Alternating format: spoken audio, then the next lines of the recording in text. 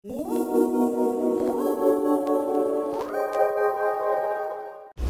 guys, this is Izzy with House of Alice Rose, and today we're putting a twist on Girls Night In. These are my friends Courtney and Cristina, and Courtney's gonna be teaching us how to make sushi. Cheers to Girls Night In.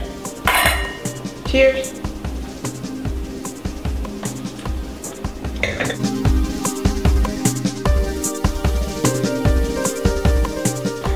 So tonight we're going to be making 3 rolls. We're going to make a California roll, a spicy tuna roll, and a Philadelphia roll. The easiest roll and the basic sushi roll, American, is the California roll. That consists of imitation crab, avocado, and cucumber. So I've pre-done some of this stuff just because the cutting takes a long time, but I have a little bit left to do some cutting just so you can kind of see the right sizes, the right proportions. But while we're talking about cutting, to me what's very important is the type of knife that you use. When you're cutting any kind of fish, any kind of protein at all, it's very, very important to have a very sharp, very good knife. I have 2 of my favorite brands here. They're because I cook on a budget, what I do is once every paycheck, I go and buy a new knife. And these are my 2 favorite knives for doing sushi. They're extremely sharp. And the place I buy them from for life. They will sharpen them for the life of the knife. So very, very important to have really, really good knives. So how thin do you cut the tuna? The tuna is actually by preference. I like raw tuna, so I like it a little bit thicker. So also with the grain, you see how you can see the grain running through here? I don't know if you can see the grain running through here like this. You cut across that. So, and I like to cut at an angle. My knife is weighted on the end. It's full tang, goes all the way through, so it's very easy to cut. And if you hold your meat and cut, I just said hold your meat. Like this, you'll cut right through and you have a very pretty piece. Really nice. Isn't that pretty? I love tuna. I love the color of tuna. Courtney, this looks so delicious. What's in there? Okay, this is a spicy tuna salad. I pre-made this because this requires chopping up the tuna into small bite-sized pieces like that. Wanna try that? Sure. It's good. Delicious. Yes, and I am licking my fingers, so I'm going to grab That is perfect. Oh my God. something to wipe my hands off with here. I'll take that. Yeah, there you go. That is tuna, sweet chili sauce, extra red pepper, crushed red pepper, ginger, and sesame seeds. So this is what I put on top of to dress up a California roll. If you want to make a California roll, which I kind of call a California roll, is like sushi with training wheels. There's no raw fish in it. It's actually made with imitation crab meat, which is not crab at all. Looks like a crab, tastes like a crab, but I believe it's pollock or cod or some other type of whitefish. But what I do with the imitation crab, it's very pretty, and you just take it, and this is easy to cut because it's kind of like a particle fish. Take it and just do long strips right down the center, like that. And again, to whatever thickness you like. So, and there you have your tuna, or excuse me, your crab meat. And make sure you get the logs, not the lumps. Right, the logs, that's important. To me it's important. And again, if you're doing this at home, this is a lot of your preference, what you like. I have a bunch over here that I've already cut up. I like the logs better than the lumps because you can build crab houses. Okay, so vegetables. I've, again, cut up all my vegetables. The vegetables that we're gonna use are green onion, cucumber, and avocado. So again, I wash all my vegetables and then chopped all these, but I like to just do an easy chop, do about 3 to 4 inches in length.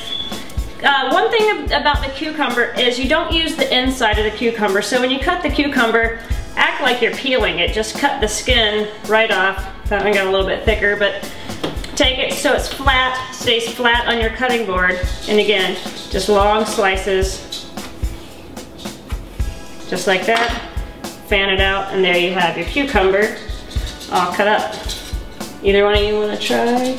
Sure, I'll try. Yeah, try that. Give me a second, pardon my reach. I'm gonna grab my wine.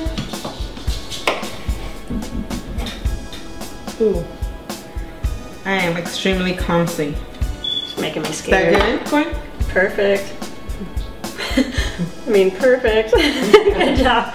Good job. Good. Okay, so those are our vegetables. Like I said, I pre-did the avocado. Avocado is difficult, and I go through a lot more avocado than what I actually use because avocado tears. I even have a special avocado cutting tool that I used. Where's it at? Let's see it. See this? Yeah, this is an important tool. I like this. This is actually, I blame this on my husband, king of the gadgets. When you take that, grab me that avocado. I'm not gonna cut it up because I don't want to waste it. But when you take the avocado and you do your normal slice like this, you take the pit out. You have two halves.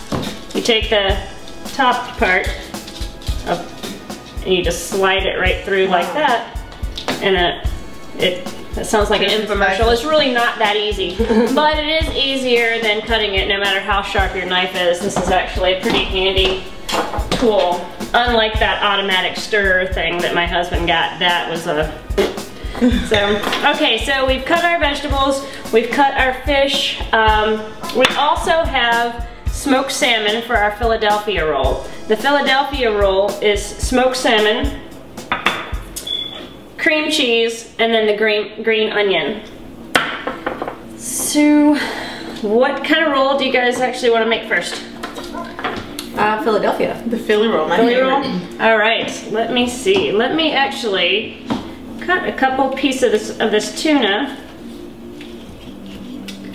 and move that out of the way. And ladies, while Courtney is cutting the tuna, don't be afraid to pull out your favorite bottle of wine. What are we drinking tonight? We are drinking White Cristina. Merlot. We're drinking the Cristina White special. Merlot. Thank you for bringing the wine. It's Thank you, actually Cristina. very, very good. I liked it. I was Very light. kind of worried for a minute, but Because of the red. yeah, it might be, yeah. I'm not really much of a red drinker, but the white Merlot is... It is, it's very good. I hate to say it, but I am a, Chardonnay. well no, I am a sweet Moscato girl. I have Moscato. I love Moscato. I actually, behind us, I have an eel sauce that I made, and eel sauce. Yum, I love eel sauce. It's my favorite. I love traditionally, it calls for a Japanese wine. I use Moscato. It calls for a Japanese wine, which is very dry, and then you add sugar. So I skip the sugar and the dry wine and add a Moscato because it's already got the sweetness in it. So let me grab the rice and we will be on our way. Oh, you got it. Thank you. Okay. Oh, let me show you this really quick. This rice is not just rice. I pre-made the rice as well. That takes a long time. Most rices you have to wash before you cook them, and that's very important because rice is a starch. When you pour the water on any of these rices, it instantly clouds up when you're cooking it. So what I have to do is put rice in the pot, put the water on it, rinse it around, dump it out, clean water, rinse it around, dump it out, back. But yeah, it takes about 30 minutes of just doing that before the rice is even ready to cook. So I did that earlier today. Also, once you're cooking the rice, this rice breaks fairly easy. So when you cook it, you're not supposed to stir it, you're supposed to fold it. So you don't break the rice, because then you'll lose the consistency and it turns to mush. So because it's very sticky. Is that a special kind of rice, special brand, or is it normal rice? No, it's not normal rice. It is actual sushi rice, and you can find it in any grocery store in your ethnic food section. So I'm gonna put that right there and grab the nori. Another very important part. So one important thing about the rice is it's seasoned with rice vinegar. The biggest thing about the rice vinegar is when you cook the rice, you're cooking it in a pot, you have to transfer the pot to a glass or plastic bowl because the vinegar can, or may, it says may cause a reaction with the metal which will taint your rice. So that's why I put it in a bowl. And again, like I said, I did it earlier. When I did it, I put the rice vinegar, I'll put a little bit in there to show you how you do it. You pour it, this has a divot in the spoon here. You pour it here and let it roll down the spoon, and it just drips over the rice like that. Again, you're doing it like that so that you're not tearing into the rice to break apart those rice. So then he kind of turns it into couscous. Wow. I'll throw that over there, get that out of the way. That's good to know. Alright, so now I have our nori. And that is? Nori is it's seaweed. It's just your plain regular seaweed. Not the Puerto Rican wrapper. It's not that. It's not Noriega. So this is a large sheet. I like to cut them in half. But for easier operation, I'm actually going to cut it in a little bit off. See how they're perforated here? So you can get the exact size you want. It's a little bit big for the rolls we're doing. You go to some sushi places and they have gigantic rolls. I think the perfect sushi is a one-bite sushi, not a giant sushi where it's falling apart, where you're having to pick it out of your sushi bowl. So, okay, so I have this piece and I've cut it to about the size I want. Again, preference. So I'm just gonna move these over here. And I'm gonna transfer my tuna over here. I know there's an extra plate, Izzy. Thank you. No Put my tuna there. I'm gonna move my knives. Let's see, you can hold that for me. And I'm gonna move this cutting board over here to the sink. Okay, so your sushi rollers. Something Izzy didn't know. Izzy has tried this before. For best results, wrap your bamboo roller in plastic wrap. You want saran wrap, plastic wrap, depends on what part of the nation you're from. I did not know that. It was a mess. It was a mess. Yeah. Right. Your rice will get stuck all in your bamboo.